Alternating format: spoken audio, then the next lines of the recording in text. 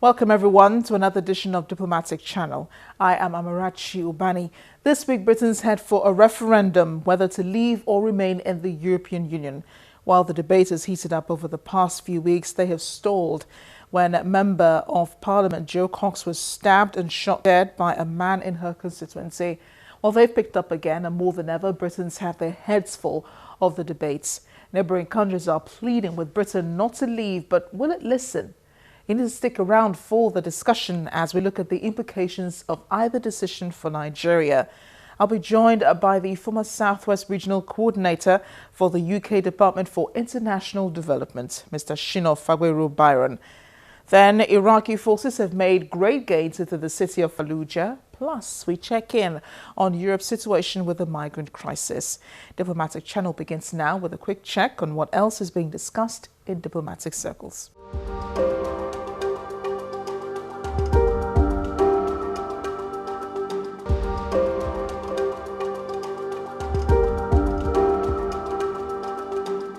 A large family may have been wiped out by Turkish border guards who shot dead 11 Syrians as they tried to cross into Turkey from northwest Syria.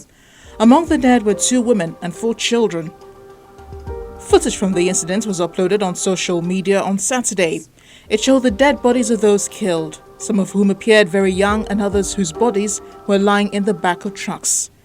The Syrian Observatory for Human Rights, which tracks violence across Syria, said it had documented the deaths of nearly 6 civilians as they tried to flee from Syria since the start of the year in shooting incidents by border guards.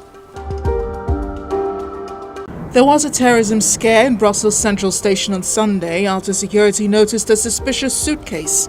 The country is currently on high alert because of a recent attack that killed 130 people. The suitcase later turned out to be a false alarm, but authorities have not been taking any chances. Police have searched 40 houses and 152 garage lockups between Friday night and Saturday, arresting 12 people after getting word of possible attacks targeting soccer fans watching the matches in Brussels. 9 of the suspects were released after questioning. Thousands of protesters were out on the streets of the Japanese state of Okinawa on Sunday to express their anger at the disproportionate presence of U.S. military personnel on the island and the crimes committed by them, in particular the brutal rape and murder of a local woman by a base-link worker recently. Dressed in black despite the scorching heat, they rallied in Park Naha, the state's capital, holding placards and shouting slogans. The rally, the biggest organized protest in Okinawa since 3 U.S. servicemen viciously raped an elementary school girl in 1995, shows the rape, murder and dumping of a 20-year-old local woman by 32-year-old Kenneth Franklin Shinzato, a former U.S. Marine.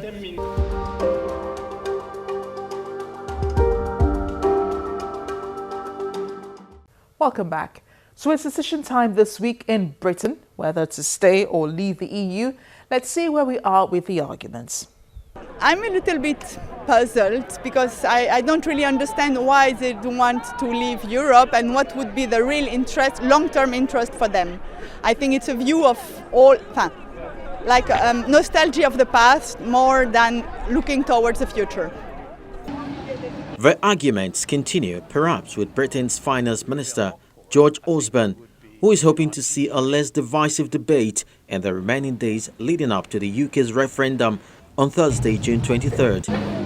The campaigns had stalled as the country remembered and honoured the lawmaker who was killed last week, Jo Cox. She's been an ardent supporter of Britain remaining in the European Union. I hope, because of the tragic death of Jo, we can have a less divisive political debate in our country, and particularly in the last few days of this referendum, we can have less baseless assertion and inflammatory rhetoric and more reasoned argument and facts. Immigration and the economy has defined the debate over Britain's membership of the European Union.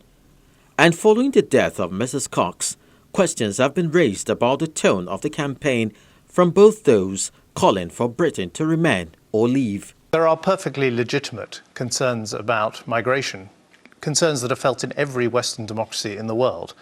But I think there is a difference between addressing those concerns in a reasonable way and whipping up concerns, whipping up division, making baseless assertions that millions of people are going to come into the country in the next couple of years from Turkey, or saying that dead bodies are going to wash up on the beaches of Kent, or indeed putting up that disgusting and vile poster that Nigel Farage did, which had echoes of literature used in the 1930s. Mr. Osborne has said Britain leaving would affect the economy badly. Last month, he estimated that a vote to leave would mean the economy would be 6% smaller within 2 years than if Britain voted to stay in. He also said that inflation would rise more sharply and house prices would be 18% lower. As the debates resume, the main focus is immigration and the economy.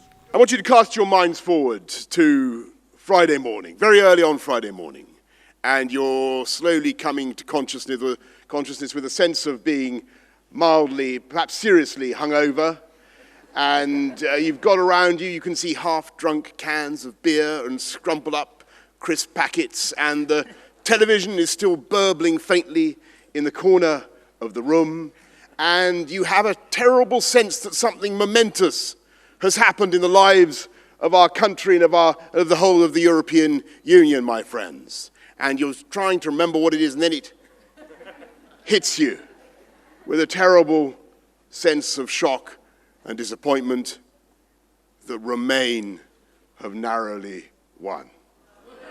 Imagine that. Imagine that. And then the cameras are going to Brussels.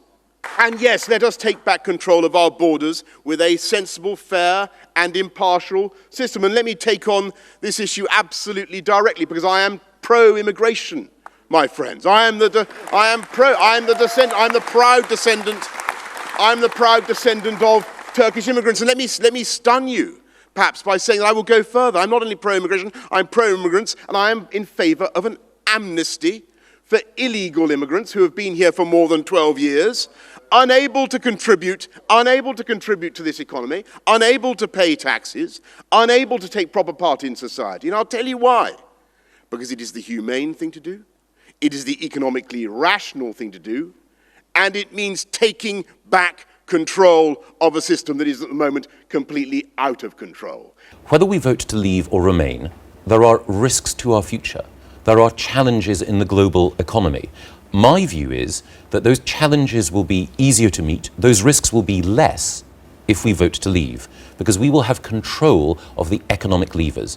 We'll have control over money that we currently send to the European Union, we'll have control over our own laws, and as a result, we'll be able to deal with whatever the world throws at us, because the people making decisions on our behalf are people who are emotionally invested in our future, not people in Brussels or in Strasbourg who are making decisions based on other factors. That the far right have been allowed to grasp the agenda. And Farage, for example, puts up that appalling poster which has a picture of a lot of desperate people fleeing from war, saying they're coming to threaten us. Hello, I think Rowan Williams called it absolutely right this morning when he said we have to play our part in dealing with the refugee crisis. All of us. It's a humanitarian crisis. I don't think you can have one while you have a free movement of labour, and I think the free movement of labour means that you have to balance the economy, so you have to improve living standards and conditions. As for Britain's neighbours, an exit is a bad idea.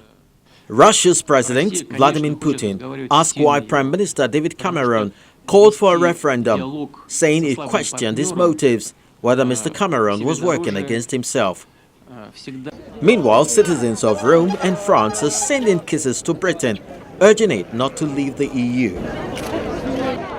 We're organizing a symbolic action. It's a kissing chain that is starting in Rome and is passing through Berlin and then Paris and then London. That it's literally meant to send kisses and love to UK in this tragic moment after the death of Joe Cox, but also in this crucial week that is meant to decide if UK stays with Europe or not. And our analysis is up after the break. Do stay with us.